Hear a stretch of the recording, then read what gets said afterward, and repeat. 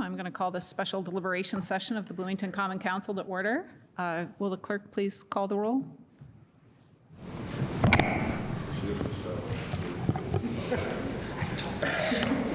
Councilmember, You don't even like hold on just one moment, sorry. Councilmember Flaherty? Here. Ruff? Rallo? Here. Piedmont Smith? Here. Strasburg? Here. Daly is absent. Zulik? Here. Rosenbarger? And, sorry, Present here. Thank you. thank you. I'll start off by saying thank you. This is the first meeting that I've officially been president for the whole thing, so I hope that this goes well. There's a ritual of beginning council meetings with the land and labor acknowledgement for the city of Bloomington, and I've decided that I'm interested in opening meetings a little bit differently this year. I think the land and labor acknowledgement is an important piece in remembering the history of discrimination in this country and the importance of progress toward a more just and equitable future. But I think statement recitation is only one way to acknowledge this topic. And this year I'm interested in sharing historical facts about specific events that relate to discrimination, equity, and justice, especially relevant local information. And I'm also interested in sharing information about different cultures that might encourage understanding and appreciation for a variety of traditions, for example, artwork, poetry, or music. And of course, I am not a wealth of information about all of these things, so I welcome all of your additions to this. I plan to set up a Google form to accept kind of submissions for that kind of stuff, and I'll have that set up on my website by Friday on my council webpage. But until then, if you have a suggestion for an interesting piece of especially local information, you can email it to me at hopi.strasburg@bloomington.in.gov. And I welcome that from council colleagues and also the public. And tonight, I have two things that I want to share about this day and this week in history. One is that it is January 15th, and that is actually Dr. Martin Luther King's actual birthday. He was born on this day in 1929, and I thought that that was an interesting, relevant fact to share tonight.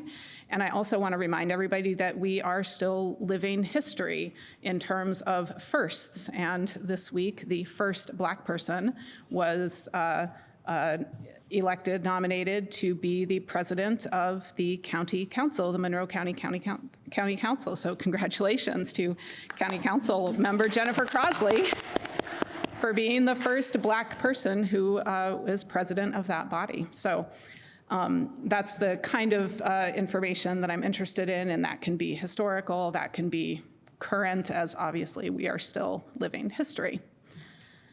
So with that, I will move on to agenda summation. This meeting tonight is basically a brainstorming conversation about committees. Okay, I have prepared a slideshow to help us kind of stay on topic and to have an order of conversation. And I hope even in this configuration where we're sitting next to each other instead of around a round circle table, we'll still manage to have a productive conversation about this. For the sake of managing interruption, and I am going to try to take notes during it, I'm going to ask people to wait to speak until acknowledged by the chair, but other guidelines of like first round, second round, strict rules, I want to relax those generally speaking.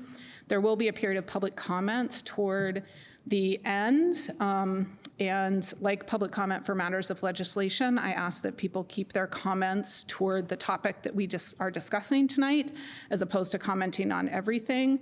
That will be clarified better on the agenda for these deliberation sessions in the future. And if you're here tonight or online tonight and you want to comment on something different, please hold that comment until our regular session next Wednesday, the 22nd, or you can email that to council@bloomington.in.gov if you think it's something that you want us to notice sooner. So with that, if our council attorney Lehner could bring up that slideshow. The slideshow is just to kind of keep us on task and topic with what we're talking about. While she's doing that, does anybody have any questions about my plan for tonight? Great. Your clicker's going to work.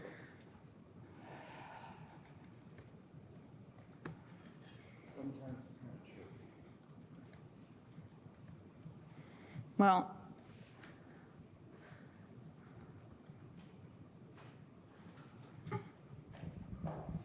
Maybe the clicker needs batteries.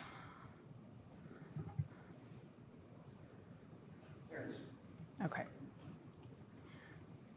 This forward arrow, back arrow. okay, thank you. So why we're here, council committees should serve a purpose and they should add value to the work that we do. And I think that there's definitely a lot to discuss about our current committees and committee norms that could potentially be changed or improved. So our purpose is to evaluate those things today and put us on a path toward making potential changes to make them work better for us and the community. This is kind of like a rough overview of the agenda, and I put some time limits on there just because I want to try to keep us moving. So I would actually ask, since the parliamentarian is not here, is anybody willing to kind of keep rough time for me? Thank you so much, Councilmember Zulik.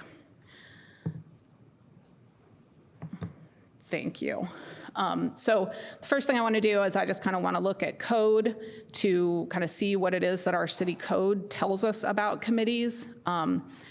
I want to talk about the expectations that we have of each other for committee members and chairs, and that is kind of, we could call those the unwritten rules, and I would say they're really unwritten. I would really love as a goal to have something documented as a result of our conversation tonight so that then we all are kind of on the same page about what we expect.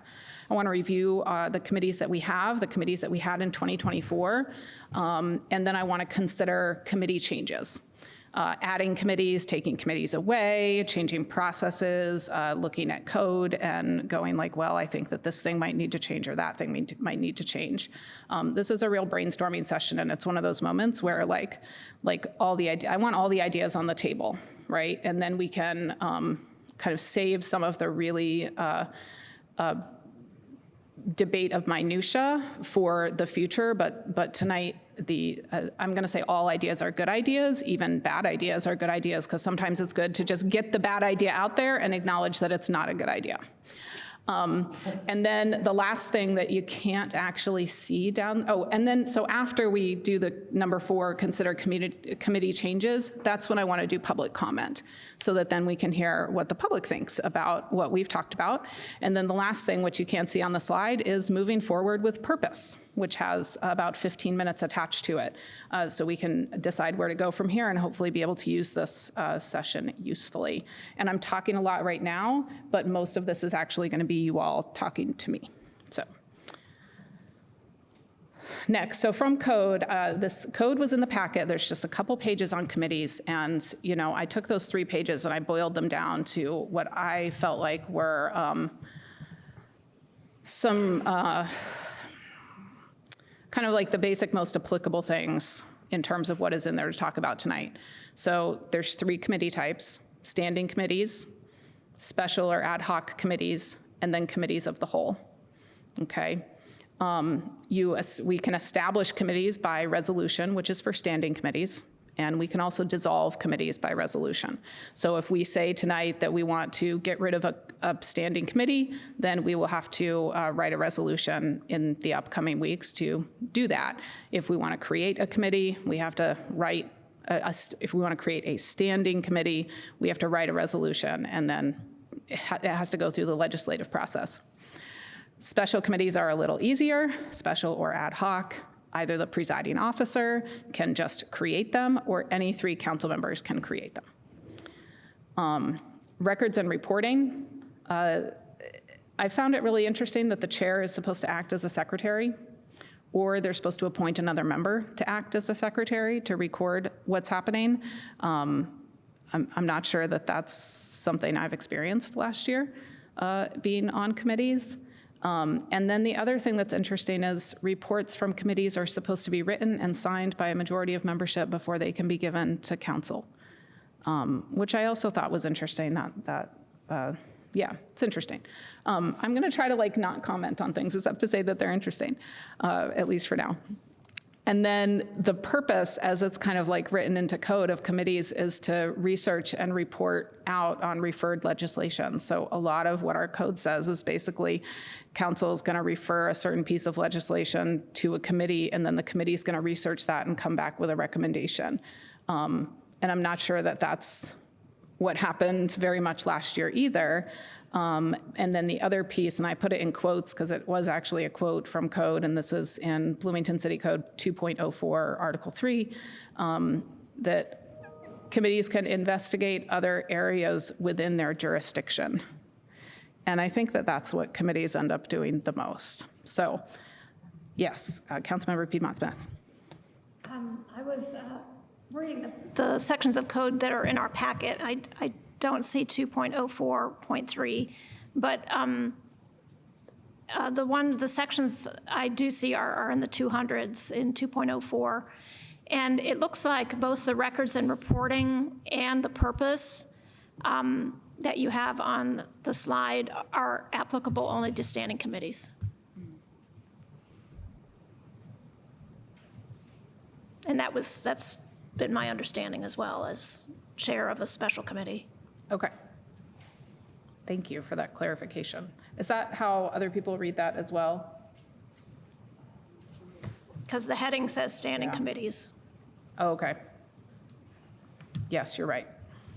I'll fix that on my slide. So one of the things that I'm going to try to do with these slides is while we're having this conversation is I'm going to be modifying the slides and adding information to them about what it is that people say.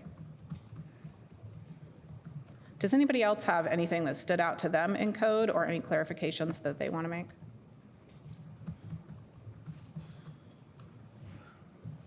Councilmember Flaherty. I think we have overprescribed things in code in a number of places in Title II with respect to council processes, and I think committees are not an exception to that.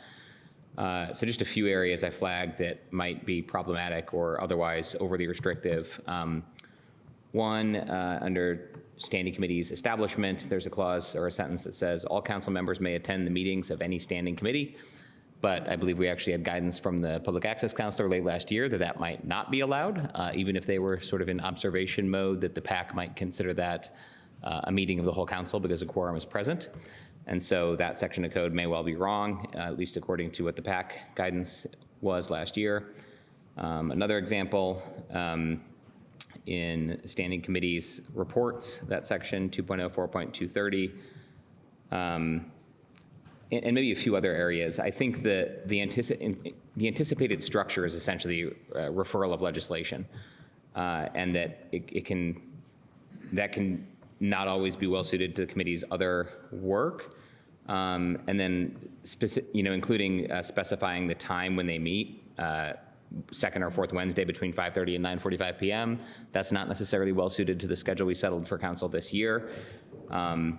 And so, there are a number of scheduling things like that that are prescribed in code that probably don't need to be, in my view. There's a few other areas. I think the rotating by, alphabetical order, like, I don't know, some of these things I would just not have in code. And then finally, under 2.04.250, Committee of the Whole, it mentions that the council may resolve in the Committee of the Whole at any time, and the way that Roberts anticipates Committee of the Whole being used is, in fact, typically to resolve into a Committee of the Whole within the same meeting and to rise out of that committee at the same meeting. But again, when asking the public access counselor about this, he basically didn't know what Committee of the Whole was. In learning more, decided to treat it as a separate body, and thus resolving into Committee of the Whole within a council meeting is possibly not allowed by Indiana code because it needs to be noticed separately following 48-hour notice requirements from code as a separate body, not the council itself. So all those things are relevant to what we have in code about committees, and just go to the point that I know I guess it's ad hoc or special committee on council processes has known for a while, but not been the top of our list on things we tackled, which is a Title II cleanup, at least with respect to council, the section covering council processes. Great, thank you. I also want to mention, so toward the end of the slideshow, I have a place for comments like that. So I just threw a bunch of those comments onto that page in my version of the slideshow, which is not what you're going to see up on the screen. But if you have comments like that, you can go ahead and share them with me now, or you can think about it and noodle on it, and then there'll be another time that you can share those too. Any other comments right now on like code generally speaking, or specific things that they noticed in code? Okay, great. How are we doing on time with that? I think pretty good. Very good. All right, next. It's another one of those question things. And this is conversation. And so in the packet, I put this under internal expectations. Okay, so this is kind of a board that I figured those expectations fell under maybe 3 categories. Expectations we have of members of committee, expectations of chairs of committees.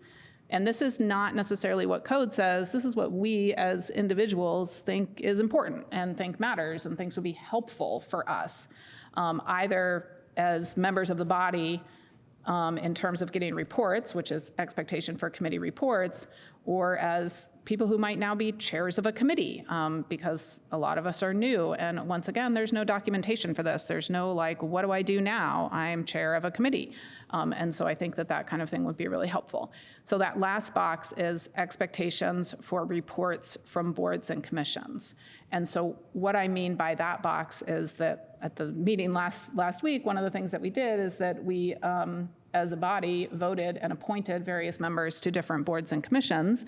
I'm on Plan Commission. Councilmember Piedmont Smith is on the wastewater. Councilmember Flaherty's on utilities. I'm not going to remember what everybody else is on. Councilmember Zulick's on the food and beverage tax, et cetera, et cetera. What do we, like, I'm not on food and beverage tax. What am I interested in hearing about from Councilmember Zulick, and how often might I be interested in hearing about that? So what I put there up on the board to get us started is just kind of some basic things that I kind of thought. If you're a member of a committee, you need to attend the committee meetings, and it'd be great if you were prepared. Chairs are supposed to be that secretary record keeping, and they're, I think, supposed to report out. That's in code. Expectations for committee reports and boards and commissions. How often do we want reports? How comprehensive do they need to be? Councilmember Flaherty pointed out that in code right now, they have to be written. Is that something that we think is necessary? And then similarly with boards and commissions. So in order for me to take notes on this most effectively, I would appreciate when you have a comment to say underneath the expectations of chairs, I think whatever it is that you think. And so that way, that will help me take notes effectively. So who has an expectation or a request that they want to put on the board?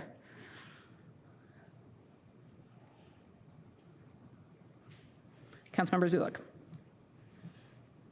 I think just for accessibility purposes, for expectations for reports, I think. I can't see it because of the text box, but the bottom right one. The reports from boards and commissions that we're Yes. appointed to? Yes, Okay. I think it would be helpful to at least have an oral report the Wednesday after a meeting, at least if it's like a monthly meeting, right? But I do believe it would be helpful to have even just a short blurb of every monthly meeting that council members are representative to. Like a short paragraph, nothing, no essays. Can I follow up with a question of how would you like that short blurb communicated to council members? Like, is that an email thing? Is that something that gets in the packet? Is that like, what are you thinking?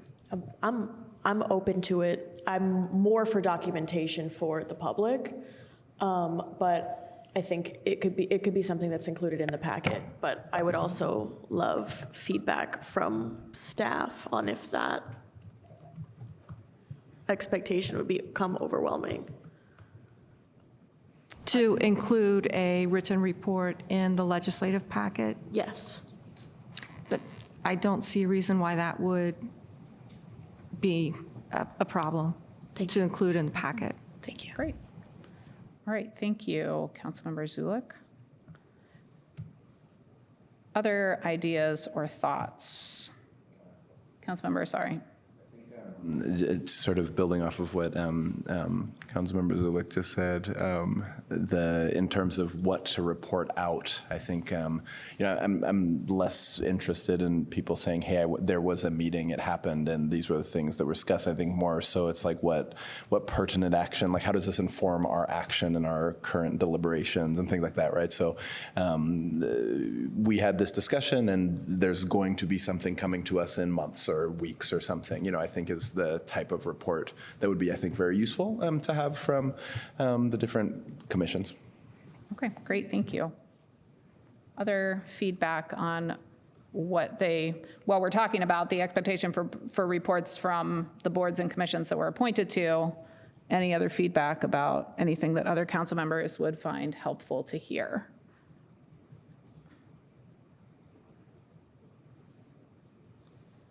I'll just second, what Councilmember Asari said, that I think it's important to focus on how it relates to council business and not just like public interest. Okay. Councilmember Rallo? Thanks. Thanks. I don't have the diagram in front of me, but one thing I wanted to mention was that an agreement by the council that any action that is scheduled by a committee in terms of legislation, that the committee report to the full council before proceeding with legislation.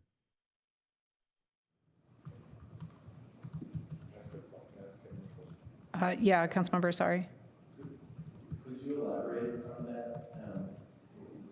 What you mean? Well, okay, I'll give an I example. think that's for there. So we had a salary ordinance that appeared in the packet before committee reported to the full council. And so I didn't know the contents of the legislation until it appeared in the packet. And I think that to prevent that occurrence from happening again, it would be helpful to have a committee. If they deliberated, they come to a conclusion, they have legislation in mind, give the committee report to the full council, and then if they decide to, of course, any two members of the council can bring forward legislation, but it would just give us sort of, a heads up of what we can expect to come from the committee. Right. Because the committee, of course, is going to be made up of, not near majority of the council. Yeah. Thank you. So, yeah.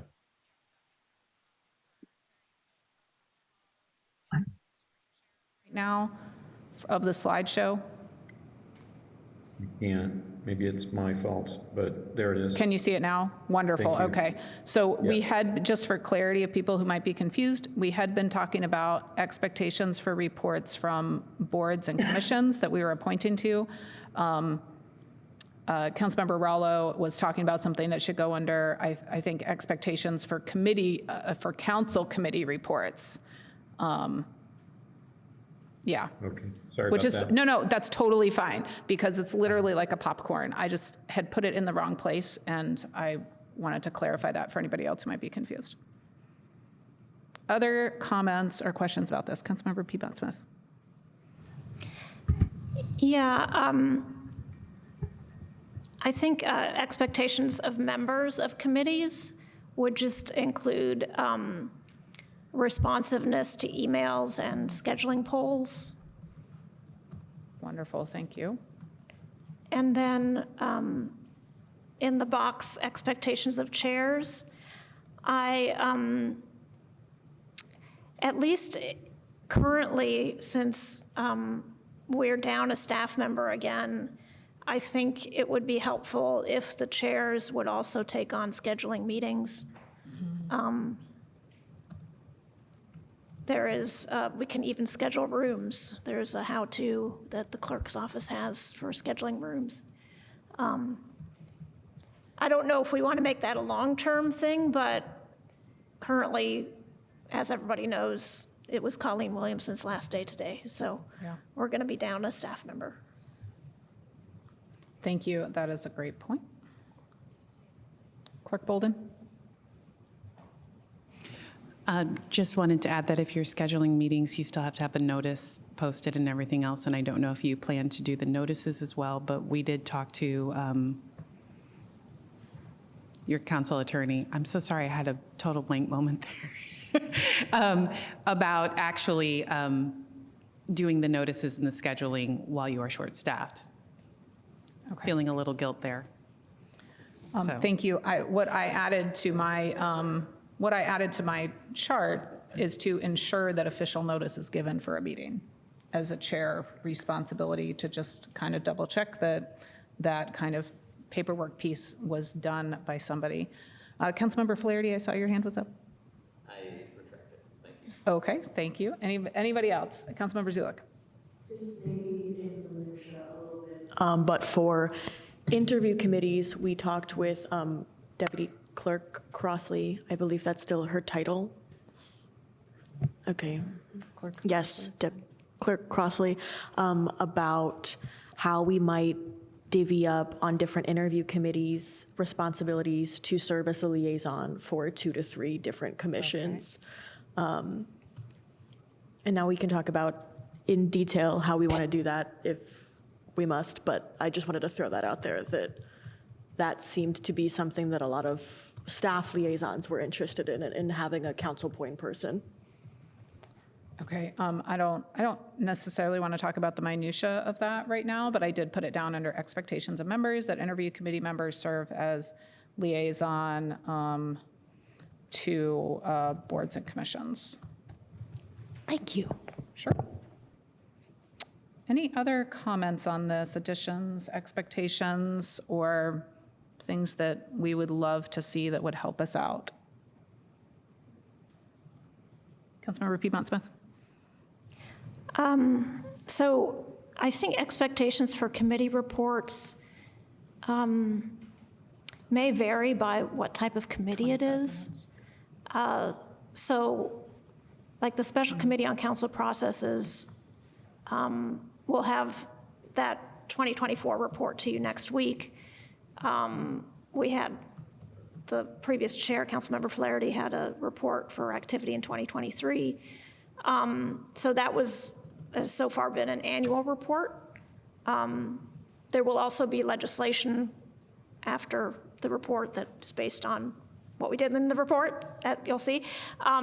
But, you know, if it's a standing committee that has legislation referred to it, then there's a whole nother timeline for reports, right? Much shorter timeline.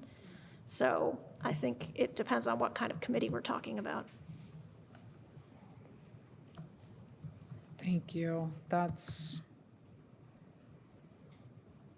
inevitably everything depends on the specifics of what we're talking about, but it's good to differentiate maybe between annual reports that might be more comprehensive. Other comments?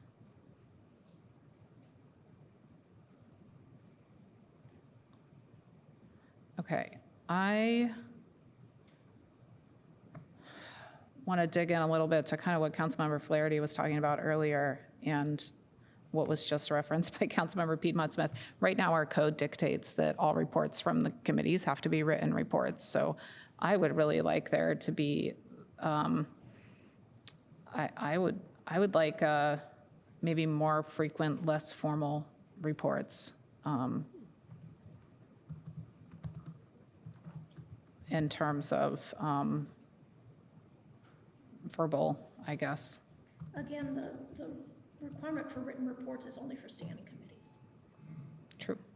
Still, even for standing committees, though, I think that like it would be nice to kind of get, a 2-minute overview of what's happening without having to have a chair, do a whole written report on it. So, yeah. Other comments on this before we move on? You guys were whipping through this at a speed that's really interesting. I feel like people need, generally have more that they want to say about things like this. I can no longer see Councilmember Rallo's hand, by the way, if he were to raise it. So I'll just need that pointed out to me. Or Councilmember Rallo, you can just kind of interrupt at some point and say, my hand is over here. Any more comments on this page? Any more expectations we want to add? Okay. if something comes up later in the conversation, like, just say it and I'll go back and we'll modify it. Next, then, are council committees. For 2024, we had 3 that count as standing committees: Jack Hopkins, Social Service, Sidewalk Committee, Climate Action and Resilience, and then 3 that were special committees or ad hoc committees. And I hope that I'm not forgetting one, because I felt like I was forgetting something, but there they are. The Committee on Council Processes, which has been a special committee for 2 years. And then the Ad Hoc Hiring Committee and the Ad Hoc Salary Committee that kind of served specific purposes for us. This is another one of these feedback slides. So it's the popcorn style comments about the committees that operated in 2024. And the purpose here is not to have a long debate about the details, though you guys are really not interested in long debates about details, it seems like tonight, which is great. I know, but you know, but I want to throw it up there on the board. I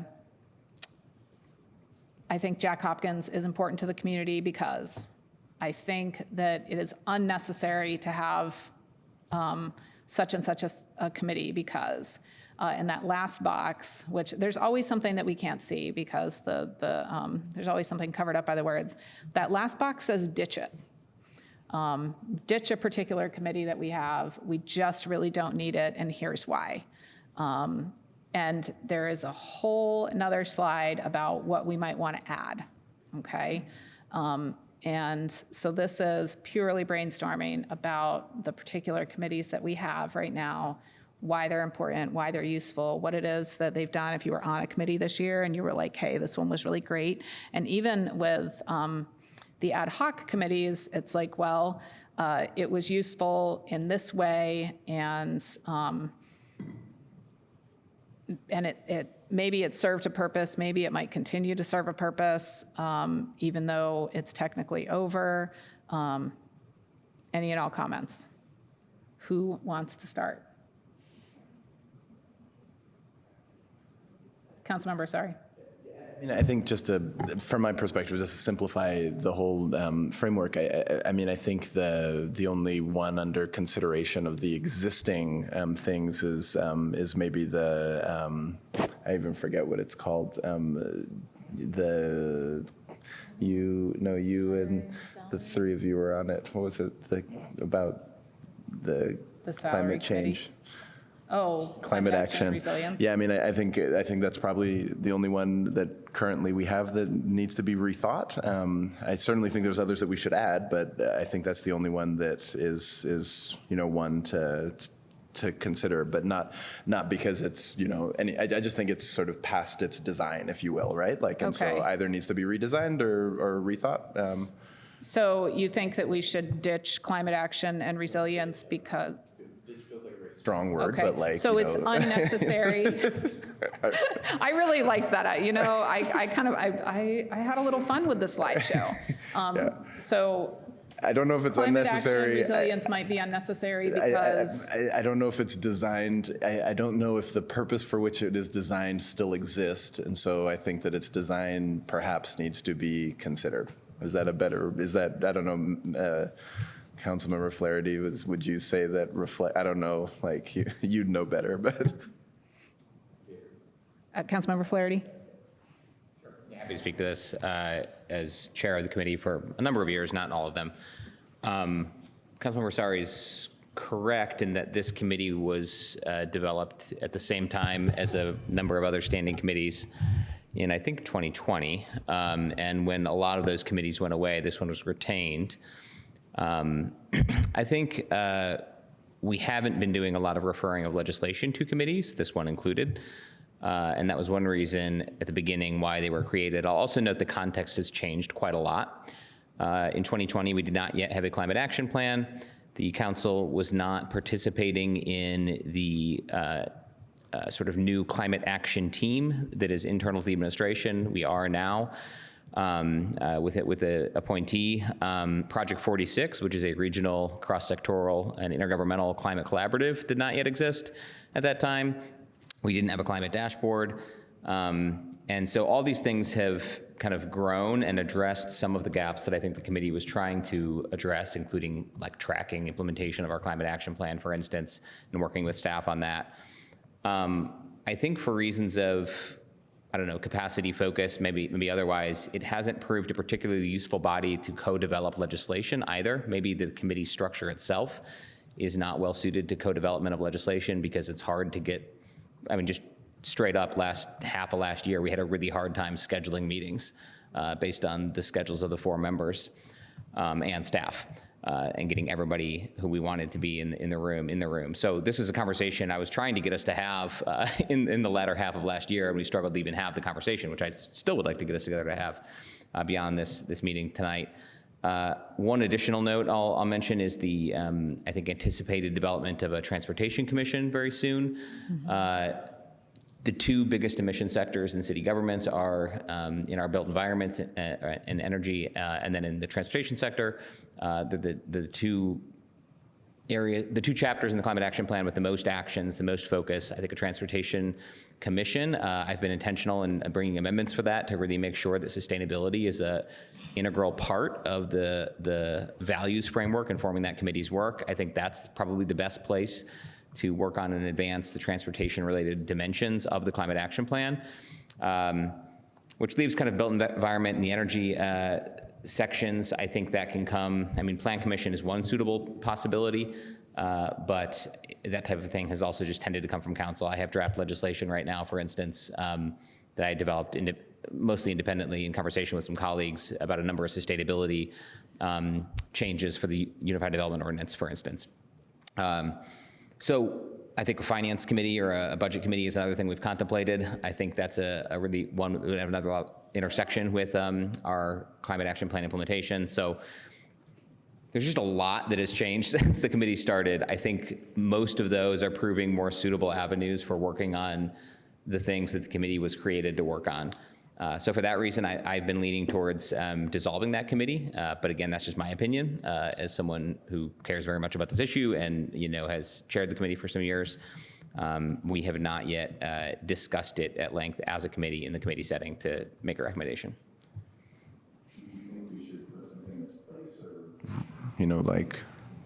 I think if other committees pop up, I think a budget or finance committee is a suitable one. That I think would have overlap, but not a ton. I don't think it necessarily needs to have something in its place. No. Or I guess other things have developed already. Right. That sort of are in its place. Yeah, makes sense. Okay, thank you. That was a lot of information. Well, I certainly didn't get that word by word. Councilmember Rallo. Just to chime in, I agree with my colleagues. I think we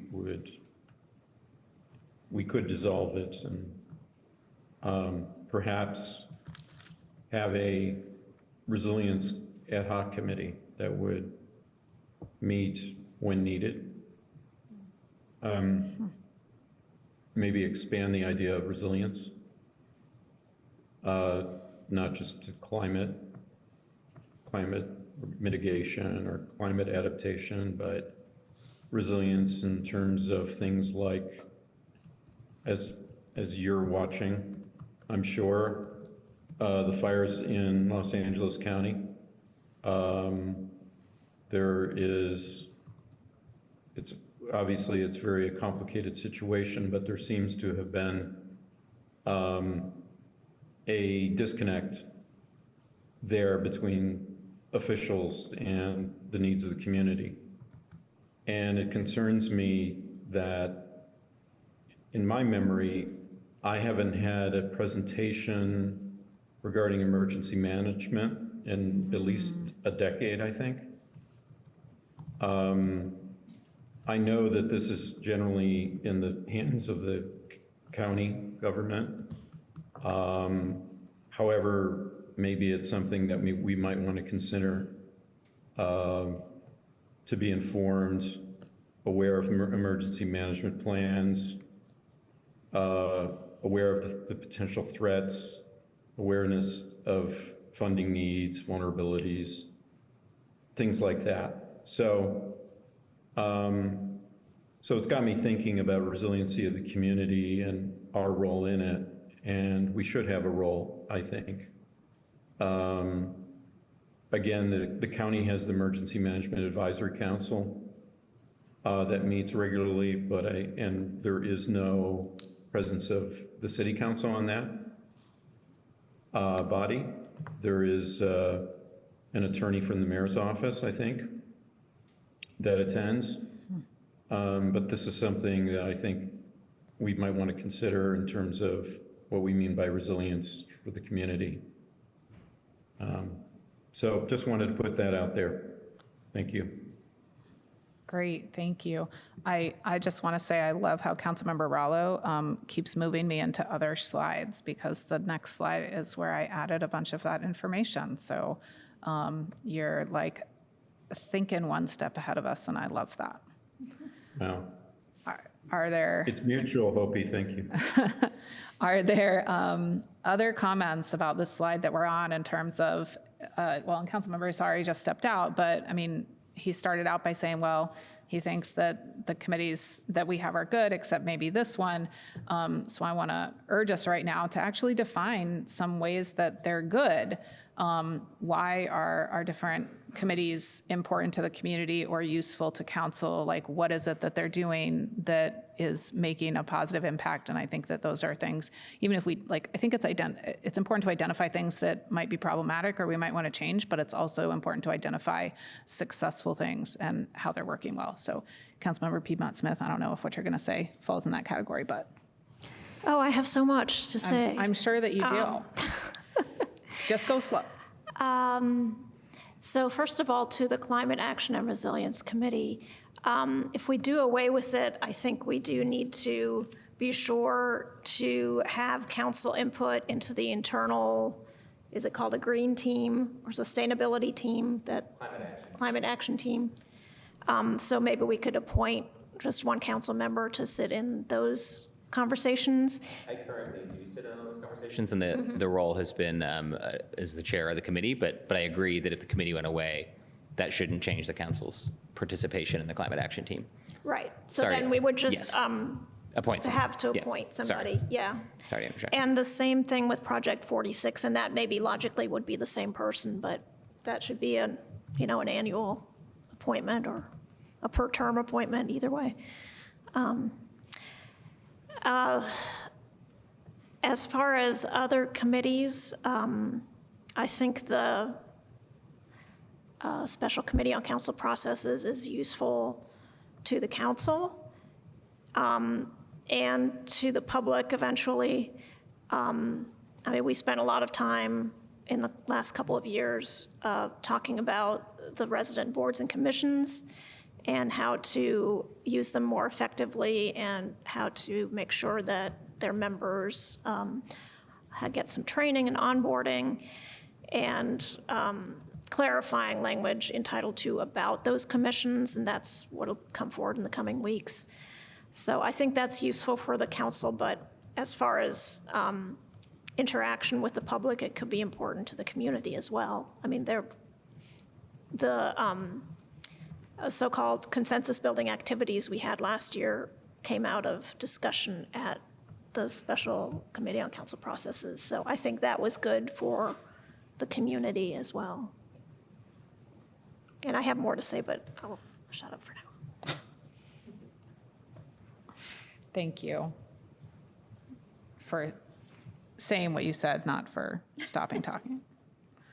Are there other additions that people want to make to this slide in terms of, Councilmember, sorry, one thing I said when you were out of the room was that you started out your statement by saying that you think the only thing that you've heard might need to be changed is the Climate Action and Resilience Committee, but I was also asking for kind of clarifications of like, why are the committees that we have important, like talking about the good things as well and making sure to enunciate those. So yeah, not that I only want good things right now. If people have other criticisms or ditching ideas or unnecessary things, like, what do we need? Now that you said that, I'm just going to say, I was going to write you a note, but I have to step out to deal with the family thing. But one thing I'll add to the conversation is that I do think we need a budget committee, both that we've talked about through the resolution, and I think that Councilmember Flaherty said. Okay, thank you. I hope that everything is okay. Are there other comments and additions to this slide about different ways that you think different committees are important or useful or unnecessary? Or Councilmember Flaherty? Or wait, was that a hand from Councilmember Ruff? Okay, Councilmember Flaherty, go ahead. I think I will echo my colleague's note that I think the committee and council processes has been productive and helpful, and there is no shortage of fairly tedious but important work related to processes that will, I am sure, go through the end of this term and probably in perpetuity, and therefore I would support moving that to a standing committee of some kind. I think in general, I've had some hesitation about the value of both Jack Hopkins and sidewalk committees in my time. My concern with Jack Hopkins, which of course I very much support the good that committee is doing and the value of the granting to local social service agencies, but we also have the CDBG social service grants. Maybe it's been kind of determined or concluded that those aren't suitable to bridge, but I'm just cognizant of the lift that goes into applying for these things, and if we're having multiple city-run granting rounds that are very similar, I've kind of long had an interest in exploring the potential, bridging of those two things into just one process, even if it would probably entail us augmenting the federal dollars that are coming in for CDBG social services with additional city support, so we're not losing money. In fact, maybe we're increasing the money, but maybe making things easier on area nonprofits and city staff as a whole as well if we did that. So that's one thing I'm still interested in us exploring. The second, the sidewalk committee, it strikes me as an odd history. I'm glad that we have the dollars going towards sidewalk improvements, though they pale in comparison to the need, because there's no other structured way to do that right now. So I'm not in favor of eliminating it right now, but if we can actually get to the point where we have a comprehensive approach and capital planning in place for sidewalks in a holistic way that brings in, equity and phasing and the decadal timescales this will involve, and get that incorporated into the transportation plan, which I think is in the works and something I and others have requested some in last year's budget cycle and otherwise. If we actually get that done and adopted by the council, I think it's another, and funded, I think it's an instance where we may not need the sidewalk committee per se. It is, another thing that draws on limited council member time, and I think all things being equal, we could probably use that time more productively in other constituent services, legislative and policy development, et cetera. And so just being aware that our time is limited and precious, both those committees, I think I've had an eye towards, are there more efficient ways to get at what we're trying to accomplish and make sure we're still getting the outcomes. So those are my thoughts on those. Thank you. Okay, thank you. Other comments? Councilmember Rosenberger. A little more about the sidewalk committee. The fund that goes into that committee is actually the Alternative Transportation Fund. So I don't remember the history of why it's called the sidewalk committee. I think it is in the packets every year for it. But I know last year we talked more about being more holistic with it and using the money for alternative transportation, whatever that means, and not just sidewalks. So I think that's something at least to consider with the name of the sidewalk committee. Okay.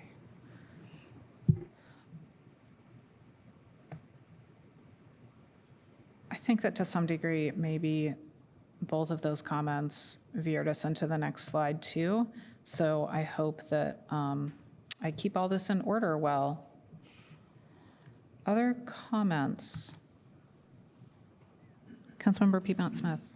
I just want to agree with Councilmember Flaherty particularly about the sidewalk committee, and that a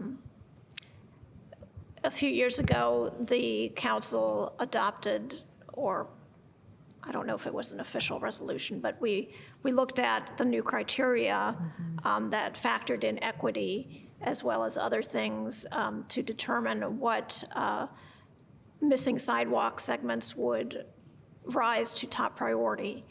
And now that we have that rubric and the staff in planning, transportation, and engineering can just fit projects and rate them according to that rubric, I don't really know why we need a sidewalk committee.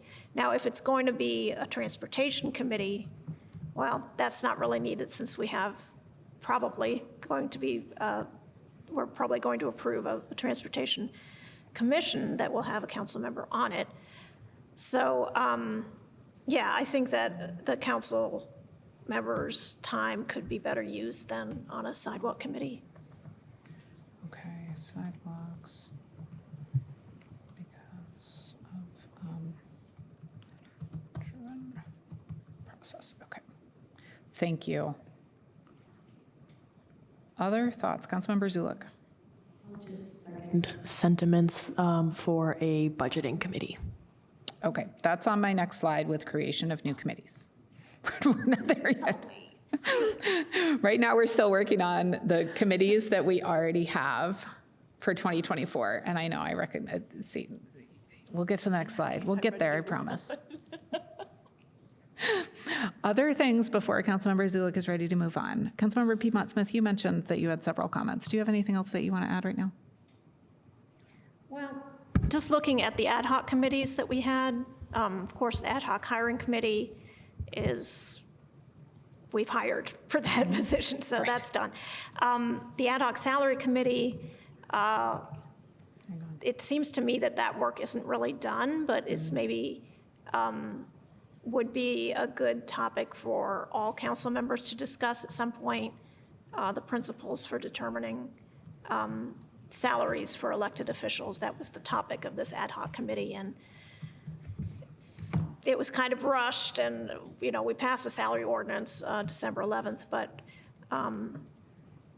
that work is not really done.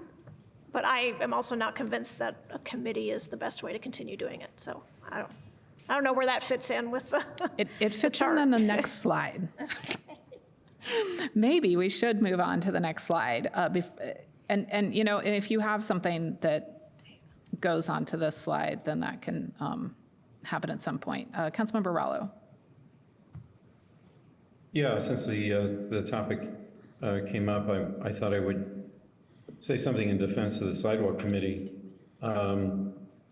Why I think it's important is because the committee exists in part because to be responsive to constituent needs brought to council members, to alert them of gaps in the sidewalk or hazardous places where this sort of thing is needed. And I don't think that staff is up to that task. I don't think that they regularly meet with neighborhoods in order to determine if this need is there. And I think the sidewalk committee has Okay, great. Thank you for adding something about importance. amount of good. Yeah. Yeah. All right.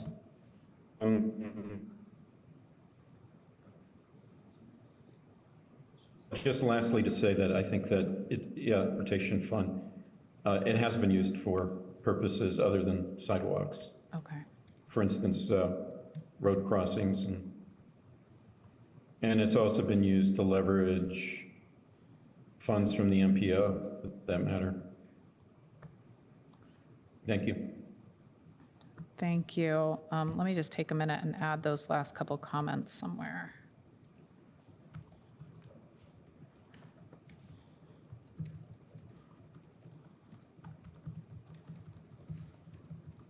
All right, any other comments before I switch slides? Okay, so the next slide is, of course, talking about the future and maybe what committees to create, which is why we have a create thing. You'll notice I already put budget up there because I've heard that, like, we've been talking about that, right? New things, if we need process changes. So Councilmember Flaherty, some things that you said earlier about code in terms of it being overprescribed, I already put that down under process changes. So that's, process changes to reporting, process changes to code, anything else that people have talked about. Process changes for specific committees in terms of going, and we talked about that a little bit in terms of the Climate Action and Resilience Committee. Maybe its purpose as it was originally written is no longer applicable, but maybe we still need it. Councilmember Rallo mentioned the Resilience Committee concept, emergency management concept, so that kind of thing could go there. This is a need, so a need for things to happen. So I had already put ongoing elected salary conversations in there, and that was also mentioned by Councilmember Piedmont Smith. And this is a category that, like, it's a need, but as Councilmember Piedmont Smith said, like, that might not be appropriate for a subset of council, might be something that all of council has to do. So, like, any kinds of needs that we have could go up there. Councilmember Rallo, I already put in a need for emergency management information and presentation in one way or another. Like, is that going to be a committee? Is that something else? I also put in there that there is a need to have an appointment from this body to the internal climate action team and Project 46, because that was mentioned earlier in the context of climate action resilience, so that got in there as well. And then purpose changes is kind of like, well, what should we change? I think that it was Councilmember Flaherty who mentioned committee of the whole, potentially going against Indiana code and not being, like, that's right, was that you? Well, I think we just can't resolve into committee of the whole during a council meeting. Right. And so we could use the committee of the whole process as to be noticed separately as a separate body. And so code currently says we can resolve into committee of the whole at any time, and we'd have to clarify that that's not the case. So that would be like a purpose change. So I put that under purpose change in terms of, like, my organizational system, that, like, committee of the whole needs some modification in terms of how we have it in code. And I also put the sidewalk committee stuff under purpose change. I actually have that in a couple places because maybe there's some value in having a sidewalk committee, but maybe what it's doing right now is not what it should be doing in the future. So that's the stuff that I already have in here. What else do people want to add?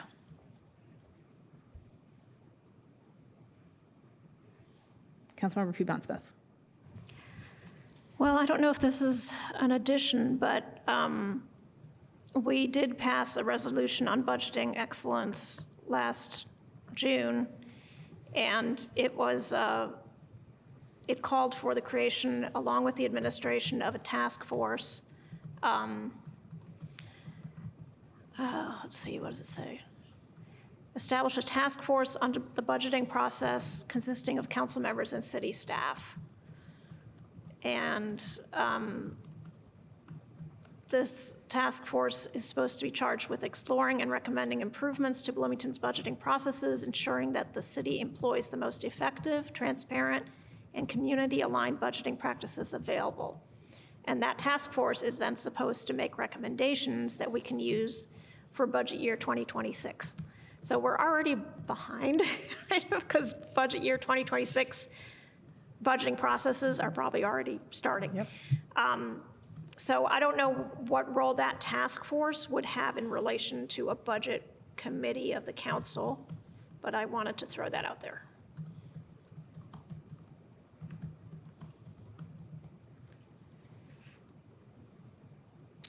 I'll address that concept for just a second because I knew that Budget Committee was going to come up here tonight, and I do in February for this session want to dig into the details of budget stuff a little bit more, and Controller McClellan is supposed to be here in February, and so I think that she'll have some things to add in terms of, like, purpose and direction.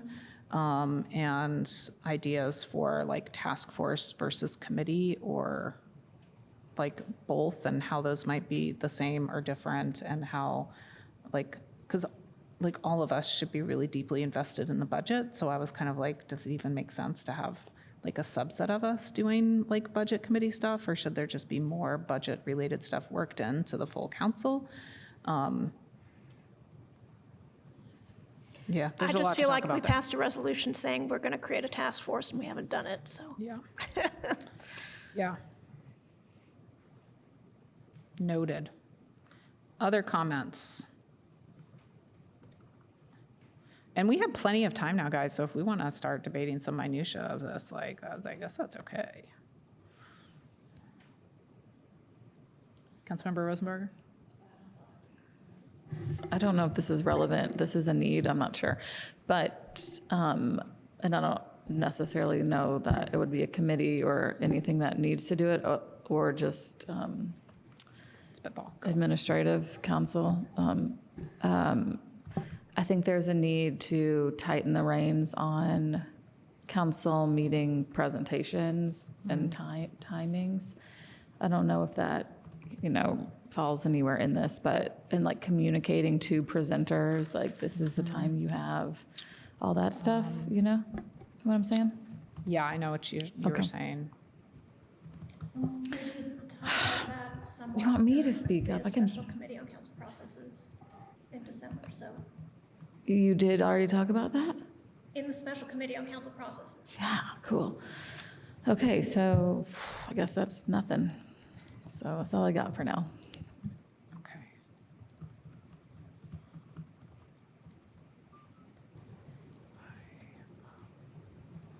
Any other comments? Councilmember Piedmont Smith? Again, I'm not sure if this would be best done in a committee or not, but through the course of the second half of 2024, when our council attorney left and we were in the process of hiring a new attorney, it became clear that there was no clear guidelines for the council office as to how to interact with council members and how to prioritize work when they have nine bosses technically, asking for various things. And I know that Attorney Lehner has carefully considered the structure of the office and has some good ideas moving forward. So I don't know if maybe an ad hoc committee could be created to work with her on some guidelines and some new clarification of roles in the office, or if that should be left to the council president, but I wanted to put that out there. Thank you.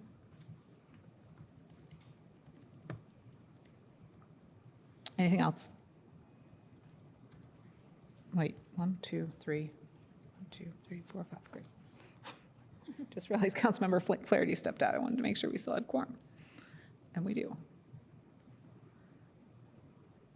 Any other comments? Anything else that, like the only really strong thing that I've heard right now in terms of creation of anything like new is budget related. Is there anything else specific that anybody has been thinking about in terms of creation of anything new in terms of committee? Councilmember Rosenberger? Processes, but I think there's a need to comb through our code about when we meet, when recess can happen and all that stuff, that we need to like update our code and get rid of some things that are, I don't know, don't need to be codified. Like outdated stuff in just in Title II in terms of council? Yes, just Okay. hours like, we'll recess after the second regular session, like things like that, we don't really need. They're not in state code, right? And that they're kind of holding us too tightly, I think, to a schedule, things like that. Okay. Council Attorney Lehner, do you want to address that?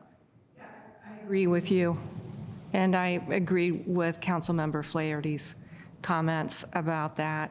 In fact, Deputy Attorney Kulak, I, and intern Sam are working on some Title II amendments with respect to those rules that impact council. we're often hamstrung in what we can and can't do. So that's a priority for this year. Yeah, and I just want to remind people, like, yeah, that is, I think, something that the Committee on Council Processes has been working on, especially in certain areas. But as Councilmember Flaherty said earlier, like, he thinks the Committee on Council Processes should be made to be a standing committee because there's a lot of work to do in that area, and that any one of us can propose changes. Yeah. Other comments, other thoughts on creation or things that we need?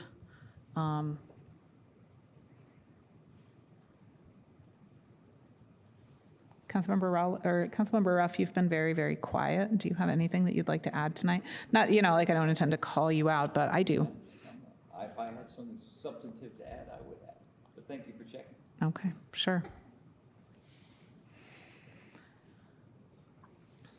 Other thoughts? Any minutia that anybody wants to get into right now, because this whole process went like way faster than I thought that it might. So are there any like details of anything that we've talked about tonight that anybody wants to be like, that anybody wants to address? Or similarly, are there any ideas that you're just going like, wow, I'm really concerned about, like, if that happened, then this other thing might have a cascading effect, and that worries me. So is there anything that falls into that category that anybody would like to air right now? Councilmember Flaherty. I don't know if it falls into that category. That was a pretty expansive category, though, so I suppose it probably does. That's right. Which is just, I support exploring the budget committee idea. I think it's going to be a little bit of a tricky one if we develop it, because the budget and the way we do it is so impactful in one big piece. I think tackling that in a way that ensures adequate opportunities for all of the council to be involved, even if a committee is taking on, a more significant portion of that work, will be needed. So I'm not imagining it as something where it can be kind of like fully delegated in the way that final recommendations for sidewalk committee spending might, or same with Jack Hopkins, right? Like, it's going to need to be a little bit more nuanced than that, and kind of integrated with full council involvement at various steps along the way, in my view. So I guess I just wanted to share that, since that's been raised as a committee that we may like to set up. Thank you. Yeah, it's tricky. Other thoughts on that? To preview next month? When we're going to talk more about budget stuff? Council Attorney Lehner. You have a budget committee in tracking the process, maybe more, and reporting back to council as a whole. I don't know if anybody else would see the value in that as well, because really the process continues year-round through additional appropriations and end-of-year appropriations. It never really stops, and it's a lot, like Councilmember Flaherty said. So I could see where a budget committee would be valuable, even if it only reported back to council. Great, thank you. So that is the devil's in the details about what the purpose of the committee and what the committee is really supposed to do is. And so that's something I think to think really deliberately and carefully about. And I think that that's where Controller McClellan might have some thoughts in terms, because she, of course, deals very intimately with the budget. Councilmember Piedmont Smith. I don't want to lose sight of, and I'm sorry if I'm keep beating on this drum, but of outcomes-based budgeting. And the council called for this, and we need to engage with the mayor's administration, probably beyond the controller, to see how they are implementing outcome-based budgeting. And I mean, we saw in the budget book last August there were steps in that direction of saying, okay, instead of just cutting and pasting last year's budget and tweaking it, we're actually going to look at this is what we want to accomplish next year, and this is what it'll take to accomplish it.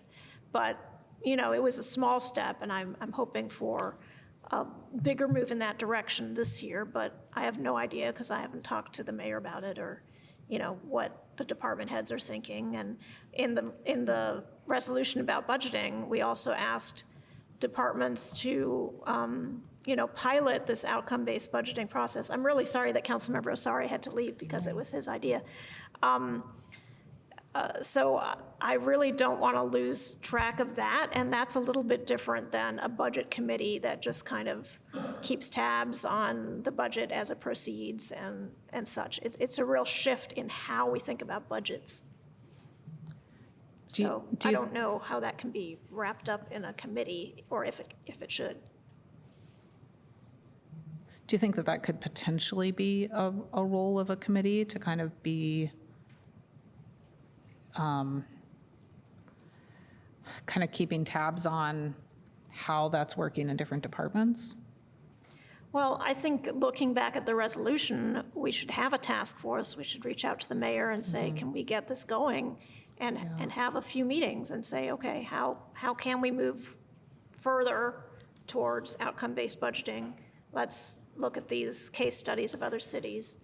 And that maybe could be, a limited number of council members to dig in and do that work. Whereas I think all 9 of us would like to, have an input on what's actually in the budget, but this change in direction towards outcome-based budgeting could be, I think, done by a smaller group of council members, mayor's office, and staff. Okay, so in terms of, say, that concept of creating both a budget committee and then also a budget task force as is detailed in that resolution, you would then say a role of the committee would be kind of what Attorney Lehner mentioned in terms of keeping kind of track of the process as it's going along, whereas a role of the task force would be getting into the details of how outcome-based budgeting specifically is being transitioned to in each of the departments. Like as kind of like purposes or roles, is that, I think Yes, that's what I but I'm heard. Is not- that what you said? That is what I said, but Okay. I'm open to other suggestions, but it does Right. seem like there are 2 different purposes here. Yeah, okay, cool. Does anybody else have any comments or thoughts on those 2 different purposes? And I'm not saying that that a budget committee versus a budget task force would only have those 2 purposes, but does anybody else have any thoughts on that particular categorization? Does anybody agree? Does anybody disagree? Does anybody not quite sure right now?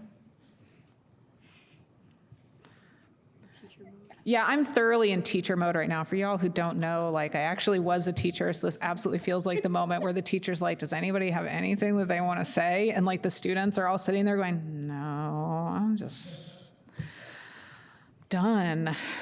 I also have 2 teenagers, so it's very familiar. Did I guilt anybody into commenting there? Because that was, would you like to? No? No, it's fine. You don't have to, Councilmember Zulik, it's fine. All right, any other thoughts on this before we move to public comment? Councilmember Piedmont Smith? We haven't really touched on use of committee of the whole. And I don't know, I mean, this right here could be a committee of the whole. I mean, if the council last week had said, go talk about committees in your committee of the whole meeting next week, then we could have called it a committee of the whole meeting, I suppose. But it's unclear to me what the best use of that is, or whether we need it. We haven't, last year, I think we only had 2 committees of the whole. One was for the budget, and the other I don't remember. But, 5 years ago, we used them all the time. So I don't know if people have thoughts about using that structure to talk about legislation and other things.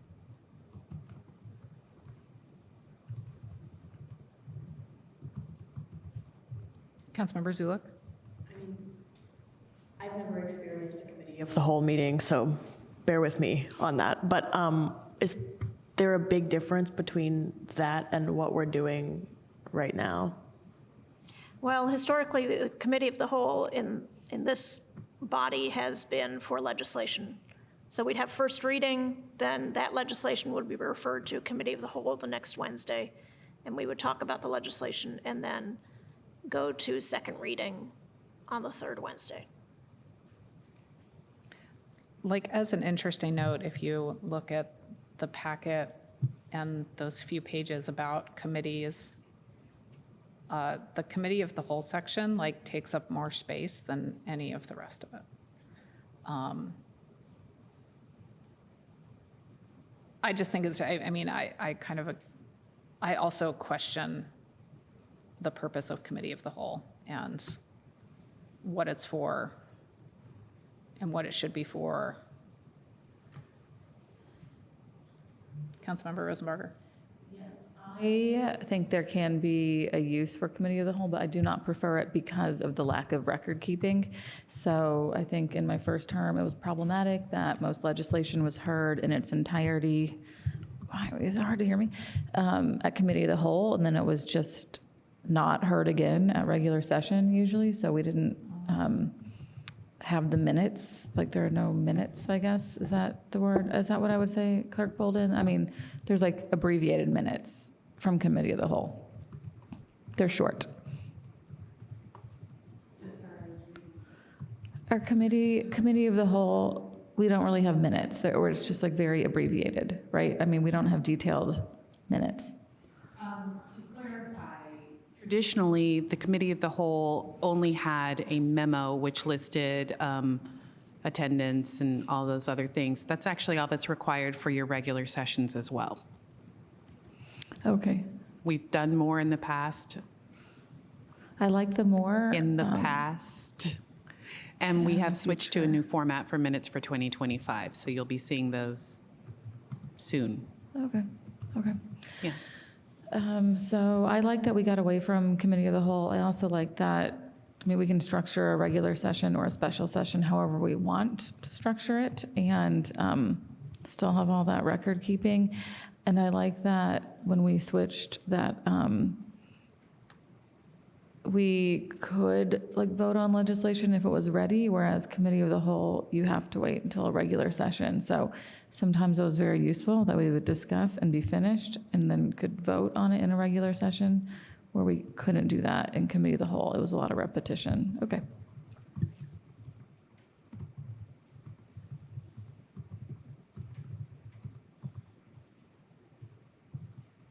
Great, thank you. Other comments or thoughts on any of this before we go to public comment? Okay, let's go to public comment then. So usual rules apply, except that comments just about what we were talking about in terms of committee structure, ideas for committee, anything that you heard tonight in terms of what you want to comment to us about, and there'll be 3 minutes per speaker. So if you're interested in making a comment, you can make your way to the podium and be sure to sign in and state your name, and then you'll have up to 3 minutes. If you are interested in commenting and you're on Zoom, you can use the raise hand feature or send a chat to the meeting host. And let's go ahead and start here in chambers.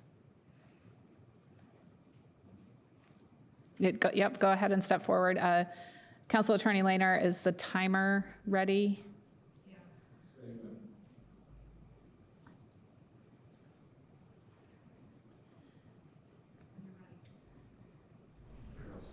Go? Yes. Hi, folks. Terry Amsler and my wife and I live in Bloomington.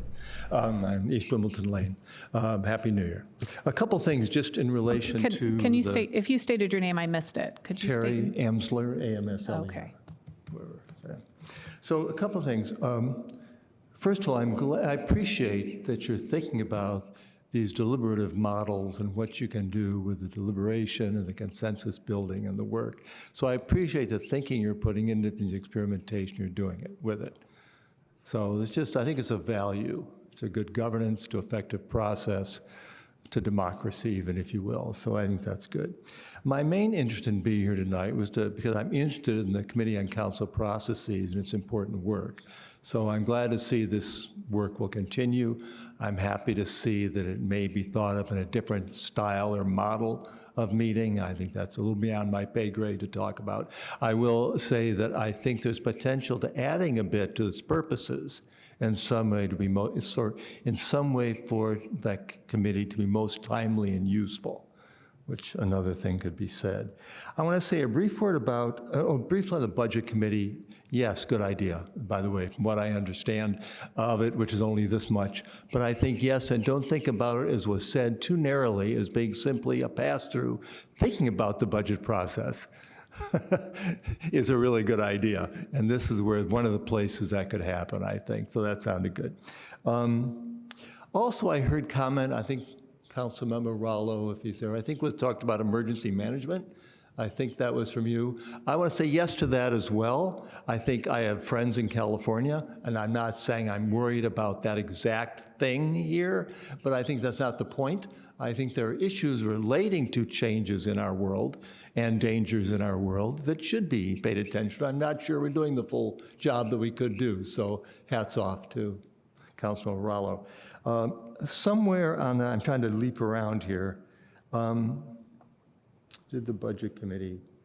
There was a comment about the whether to be oral reports for the committees, oral reports or written reports. Again, a bit beyond my pay grade to say I know for sure, except I do think for someone like myself, a random public member, the minutes for finding we're finding things counts, not just that they exist, but I can find them. So to be able to go to the council process and say, there's the notes, is helpful. So if you do away with that, I may have less information and therefore may be a less useful public participant, if you will. I'm just about done, I swear. Emergency management, written or oral, Budget Committee. The only thing I'd say, randomly. One of the things I do at 6 or 7 in the morning. I'm sorry, your 3 minutes done? is up. Yes, That you're was it? done. If you have more You'll never thoughts, know the really good information. feel free to email me the good information. Would love it. Thank you. Council Attorney Lehner, do we have anybody on Zoom who would like to give a comment?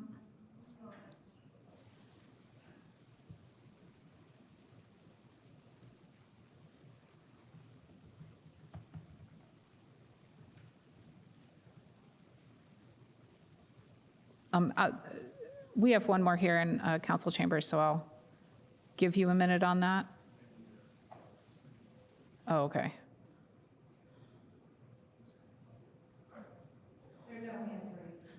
Okay, thank you. Moving to chambers, do we have another speaker in chambers?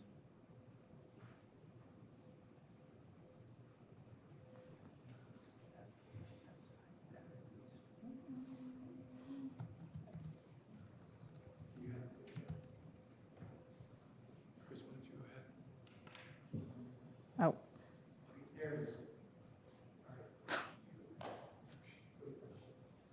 Okay. Organizational, no, this is the wrong thing. Hi, I'm Christopher MG from the Greater Bloomington Chamber of Commerce.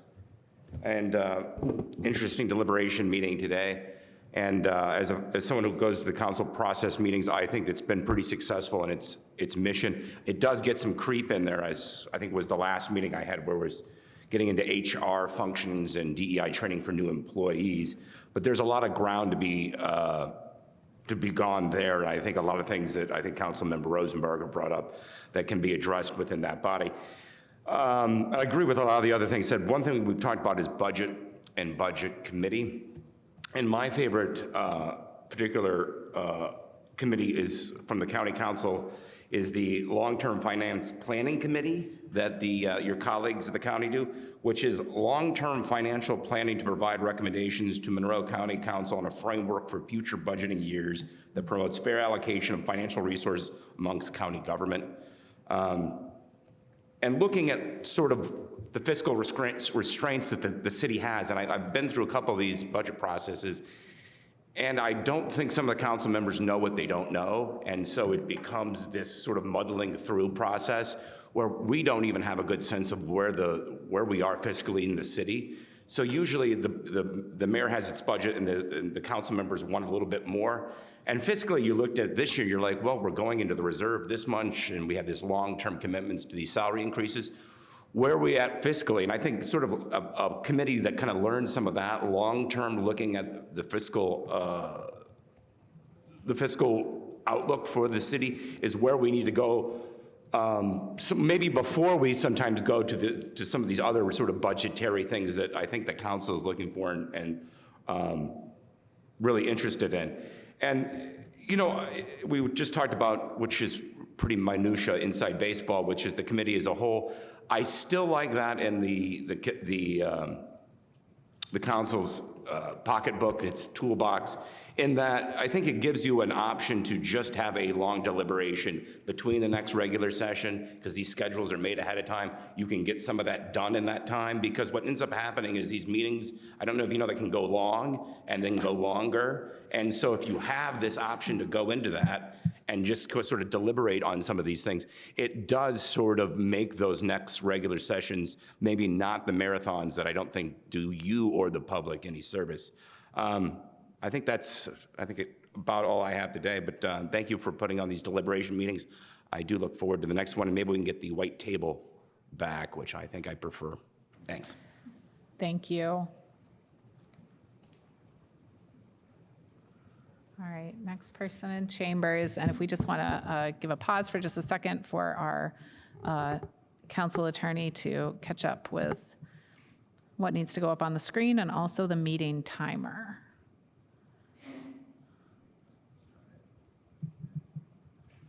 Technology is never smooth.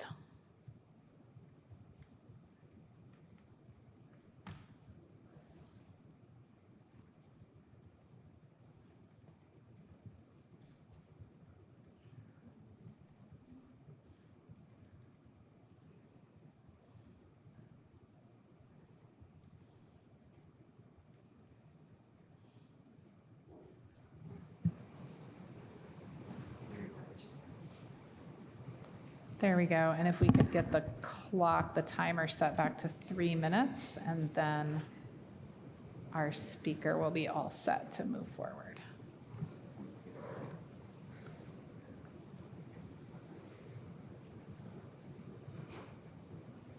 Great, thank you. Go ahead. Thank you, Steve Volan. Tonight's agenda is the conversation that I tried to have, that council should have had in January 2020. But I was pilloried by hostile department heads and colleagues afraid of change for proposing this document, which is in the January 8th, 2020 packet. I'm very pleased to see the discussion be taken seriously at last. Everything you've talked about tonight was contemplated by this memo from January 8th, 2020, how the legislative process ought to work, what kinds of committees the council ought to consider having, time limits. How do committees add value? What purpose should they serve? They let members specialize, and that's what will let council get more done. And there is a lot to do if you're not digging into transaction level budget data so that you know everything a department spends money on. If you don't have members specializing in topics, you're not being serious about your jobs. Instead of an ad hoc salary committee, just have, whenever an opening comes up, just have a standing administration committee. Roll council processes into it. But let's talk about how, what committees you could have. Can you go up 3 pages? There's a chart here. This right there, this chart. We did the research of the 25, 26 second-class cities in the state. Fully 18 of them, you can zoom in to that top part, fully 18 of them had some kind of a finance or budget committee. It was the #1 standing committee to be found in cities across the state of Indiana. Public safety, land use, public works, and parks and rec were other topics that were the subject of committees. Committees are mundane. They're the normal course of doing business. Standing committees that you set up ahead of time. You declare point people for particular topics. And then people know they don't have to figure out which member of council to approach when they're concerned about a topic. We tried this in 2017 with the Land Use Committee. That came after the Park South debate in late 2016, where we were up till 1 o'clock in the morning trying to navigate a bickering match between a neighborhood and a developer. And we were debating planters and railings and other minutiae. The Land Use Committee was successful. We just realized that we couldn't do a meeting in less than 60 minutes. We needed 75 minutes. But once we figured out that you could do a meeting in as few as 75 minutes, time limits worked even on council members. If Councilmember Sturbaum and I could both comment in less than 4 minutes, anybody could do it. We implemented all those things in the Land Use Committee. There's so much to say that I don't have time to say. I've written an awful lot. I'm glad you're having this discussion, but I would urge you to consider having a full slate of committees, even if it's 4 or 5, and everything in the city can go, that you have to think about should go through one of those committees. I'll be happy to talk with anybody later. Thank you. Thank you. Is there anybody else in chambers who would wish to make a public comment? Attorney Lehner, is there anybody online who's raised their hand? No, I see no hands raised. Okay, great. We are back to council then. I do have one more slide, if we can get that slideshow back up there, which is how to move forward. Because I don't want to just have a conversation and then not actually have anything come from the conversation. So we'll maybe move to the next slide. Is there a way to get that to the next slide for us? Because there's just one more slide at the end. There it is. Okay. So this slide is partly supposed to be a summary of what I heard during this discussion. So I'm going to talk through my editing it just a little bit. So I heard that several members are interested in some kind of a budget committee, and also separately, potentially a budget task force. Okay. Can I just get a quick show of hands? And I'm going to go ahead and go with the kind of differentiation, at least surface-wise, that Councilmember Piedmont Smith mentioned in terms of the budget task force having a central role of the outcome-based budgeting and kind of checking in with outcome-based budgeting and the whole process of that, at least as a part of that, and the budget committee potentially having other responsibilities that are maybe throughout the year. Of those of us that are here, and I recognize that we are missing at this point, maybe just 2 members, 1, 2, 3, 4, 5. Yep, just 2 members, but who here might be interested in being on a budget committee? Anybody want to be on a budget committee? Because we can't have committees if nobody wants to actually participate in that way. Interesting. And what about a budget task force? Councilmember Flaherty, were you task forcing or did you want to say something else? Just a slow draw on committee. Oh, you're just a slow draw on the budget committee. Yeah. Okay, great. As an interested. Right. This is not a commitment right now. Yeah. I'm just curious. Because talk more about it. as we said in the beginning, our code allows us to, we can create a committee, a standing committee by resolution, but the chair or any 3 members can just create a special committee or an ad hoc committee. And so creating a special committee is, of course, like pretty easy in a lot of ways. And I know that Councilmember Sari expressed interest in the budget committee as well. Yeah, okay. Now what about the budget task force? So I see Piedmont Smith and Zulik. strong curiosity. Okay. Anybody else interested in the task force? Okay, great. And like I said, like that is not a commitment. I'm just kind of curious, right? In terms of that identified need. Councilmember Piedmont Smith, do you want to add something? Well, I found it interesting what Mr. MG said about county council having kind of a long-term financial planning committee, and I think that would be a great thing for the budget committee to do too. So not only tracking what's going on for next year's budget, but looking at our finances in a longer term. So I just wanted to get that on the record. Great. I will add that too. There is a need for long-term financial planning information. Vision. What? Vision. Vision. Okay, great. So I put that on the earlier slide in terms of the brainstorming. This is a need, long-term financial vision. Thank you. Lisa had a comment. Okay. Councilmember Rallo, were you interested in one of these things, or do you have a comment about? I was interested, but I'm unsure. The task force sounds like it's specific to a short-term purpose, whereas a committee is going to be a committee, a standing committee. Is that correct? Potentially. I would say that we are exploring concepts right now. So do you have a particular interest one way or another? I have an interest in the budget. I'm not sure about whether it's a standing committee or a task force. But yes, I have an interest. Okay.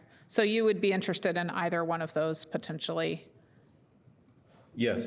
Okay, great. Depending on what their specific purpose is, I'm assuming. Wonderful. Councilmember Rosenberger. I think the question to ask is actually, because there are 9 of us, which one, you have to pick one, which one is it? Because just like based on how participation tends to work with members, that's why I'm hesitant to say I will do either one, but I would be fine being on one. And I don't so far have a particular preference. Okay, thank you. So it sounds like there is enough interest that these things could be created. Okay, Councilmember Piedmont Smith. Well, I'm wondering, I think Councilmember Rosenberger has a really good point. And I'm wondering if we could create a standing committee for budget and finance, and then that would be maybe 4 people. And then 2 of those people could serve on the task force, because the task force is also with the mayor's office, right? It's not just council. So that, Yeah. because the 2 are related, so that it'd be good to have some overlap. And it's really hard, just time-wise, for, all of us or 6 of us to find time to do these things. That is an interesting idea. Thank you for that brainstorming. All right.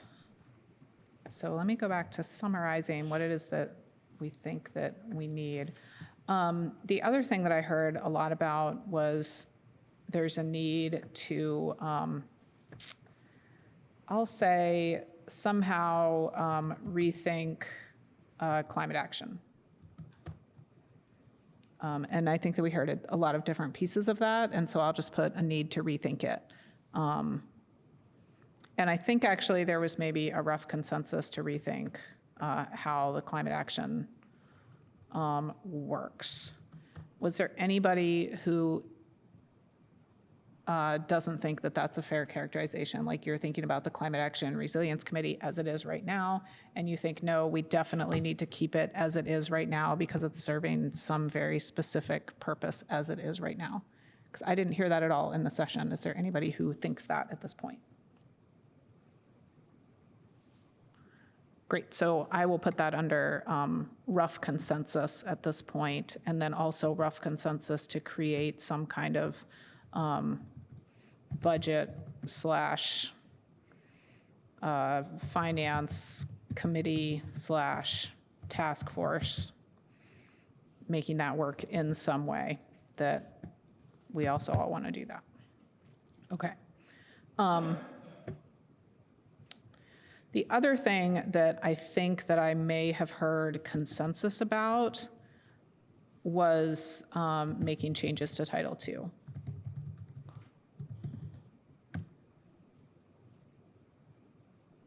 And there were a few different comments to potential changes to Title II, and I don't think that I would harbor that there's any consensus about any specific changes to Title II, but just a consensus that there's different things that need to be worked with, including this chapter on committees. I want to make sure that we don't forget Councilmember Flaherty's comments in the very beginning about the over-prescription of how committees are supposed to work and even down to specific times that they're supposed to meet. So that is under there. Yes, Councilmember Ruff? So for clarification on that, are we asking, are we questioning whether our code, and these provisions are actually out of line with state code? I mean, illegal, arguably. And we're asking legal staff to really look into that, basically. There were at least 2 instances of possible things that code suggests are possible or that could be done that would in fact run afoul of state code provisions, yes. Yeah, so at least one of those things Council Attorney Lehner has already mentioned to me, and that is what we already talked about in the first standing committee's establishment 2.04.210, that all council members may attend the meetings of any standing committee, but only those members who have been appointed to the committee shall be permitted to vote on questions before the committee. So Council Attorney Lehner in communication with state attorneys, is that right? No, I communicated with the public access counselor. Okay. Some time ago. There's some inconsistency between a portion of that section of the Bloomington Municipal Code and advice from the public access counselor. Yeah. So at least that section is problematic. I can't remember which other one Councilmember Flaherty mentioned specifically. Do you want to speak to that? Sorry, I was looking at something and I missed the first one. It was standing committee attendance by other council members and then also the ability to resolve in a committee of the whole within a council meeting. Right. Yes. Yes. So yeah. So there are a couple of things that, and I mean, and that's honestly like, I don't think that that's surprising, particularly when we think about how vast code is and how things change. And it's just one of those things that I think needs to be revisited and it hasn't been revisited in a while. So, yeah. Let me get back to my slideshow. So rough consensus to make various changes to Title II. And I'm happy that our council attorney is already on top of some of those changes, and some of the other changes that might be more specific to that over-prescription might be things that council members might need to do. Councilmember Piedmont Smith, as chair of the Committee on Council Processes, do you think that is something that the Committee on Council Processes can look at, or is that something that you think needs to maybe be worked on outside of that committee simply due to the workload?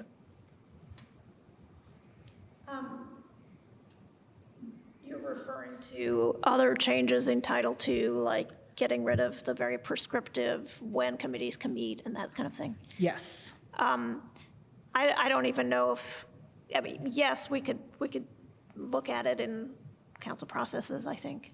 I think it wouldn't take much time for us to do that. And I think Attorney Lehner has already looked at some other language as well, then maybe we could incorporate that into one ordinance change. Great. So underneath, I'll put it under identified interests that the Committee on Council Processes can look at the prescriptiveness of code. Does that sound good to everybody?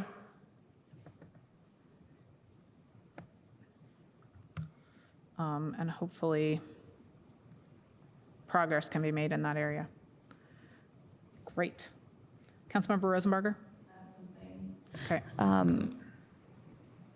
I just thought of them, they don't necessarily go here. Number one, council process committee, I think we should talk about / revisit how we call people Mr. and Miss at the podium.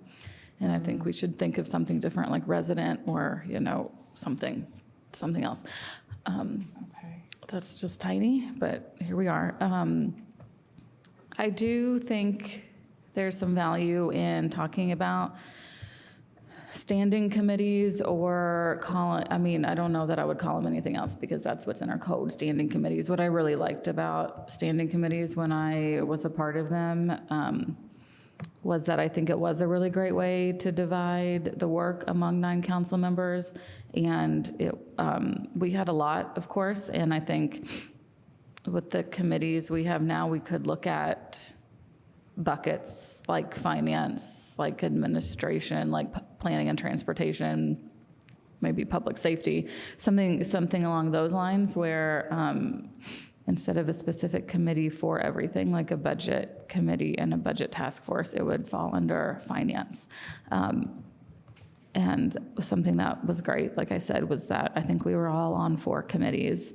And I do think for the most part, the work was divided unless a committee had just more meetings. Like I was on land use, and I think both that was some of the best work I ever did, and it met the most, I would say. But I guess it is something that we are able to do, and I don't think we're not just dismissing it, but I'm curious, I guess, about it. Just like having more like standing committees where work gets shoved.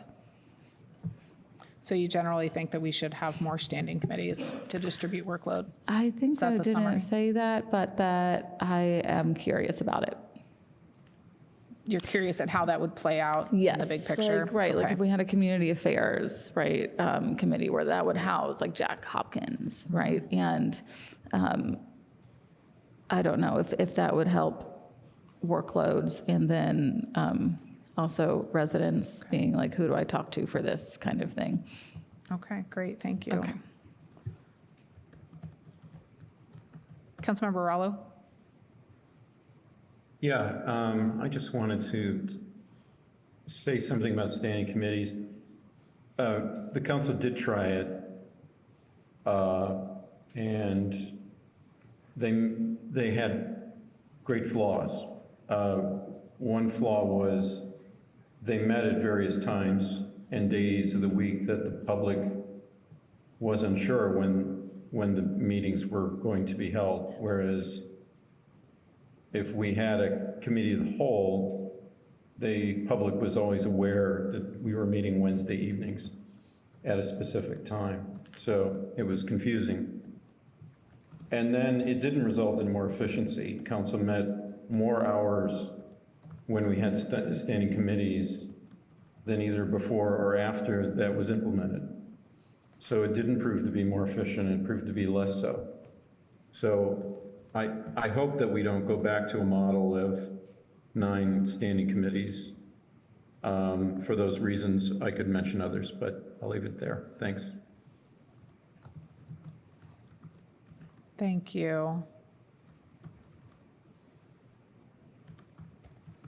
Is that how many committees that y'all used to have, was 9 standing committees?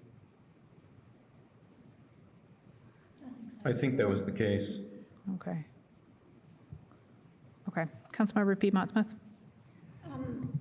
I just want to correct something. So when we did have standing committees, they did meet on Wednesday nights, at least to consider legislation, they met on Wednesday nights. I think I was on the Public Safety Committee, and I think we did have maybe hearings, just general, like, let's talk about public safety, that were not on Wednesday nights, but whenever there was legislation, it was still on Wednesday nights. So just wanted to clarify that. That's actually in code, that to consider legislation, it had to be Wednesdays. In Bloomington or state? Bloomington code. Yes, but, there wasn't, the public did not see all the deliberations because the committees were meeting at different times and days. So they didn't get the full debate of what was considered. That they were all publicly noticed meetings, and as I just said, whenever there was legislation, and not just a Yeah. hearing session, or a hearing or listening session, it was on Wednesdays, 5:45 to 9:30, so. It was confusing. Yeah, well, I take your point, and I take your point too. Okay. Going back to this slide, because I think that I'm ready to do that. The other thing that I heard maybe a rough consensus around was making the process committee a standing committee. Does anybody who is still here want to express concern about my putting that under that there was a rough consensus to do that? Okay, great. Yes, I do. You do, all right. I'm sorry, I'm looking for my raised hand. There it is. Okay, go for it. Thank you. Well, I'd like to know what the purpose of the process committee is going to be. Is there just an exhaustive list of things that a process committee would be involved in? Or is this, I'd like to see it, if that's the case, before I would vote for it, making a standing committee. Okay, thank you. Purpose of anything we create is certainly something that's really important. And I would say that about like a potential budget committee too, in terms of what it would be tasked with doing. So yes. As chair of that committee, I would also appreciate clarification of purpose. I think that to make it a standing committee, it has to be a resolution that then this body has to pass. And so I would think that attached to that resolution, there would need to be a more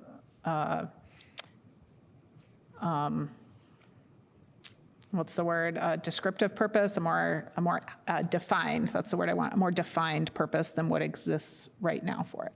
So Councilmember Piedmont Smith, is that a task that you would be interested in working on in terms of that resolution to create that, or at least maybe a purpose, some purposes that you don't, it's okay.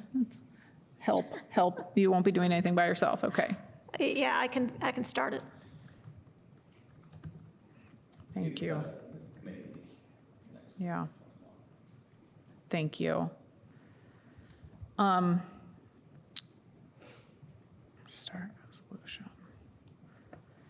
All right, let me just write that down to create process.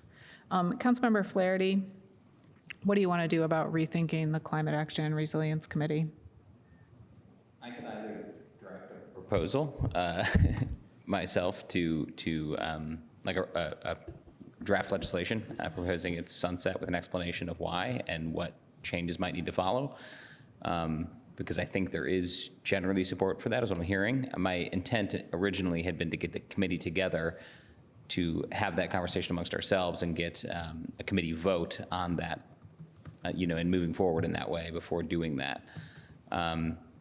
So I'm open to either of those approaches. Like I said, we were trying to meet over the last few months of last year and kept running into barriers either with staff or council member availability, including some with illness or bereavement or other things that popped up unexpectedly. So we just struggled. But I'm sure we can find a time in the new year if we'd like to get together and discuss as a committee. Okay. The 4 members of that body are all here right now. That would be myself, Councilmember Rallo, and Councilmember Zulik. Do either of you? I don't have a problem with Councilmember Flaherty proposing something and sending it to us. Do either of you have a concern with that? Would either of you like to meet and discuss it before anything was drafted? Councilmember Zulik? No. Councilmember Rallo? No need to meet.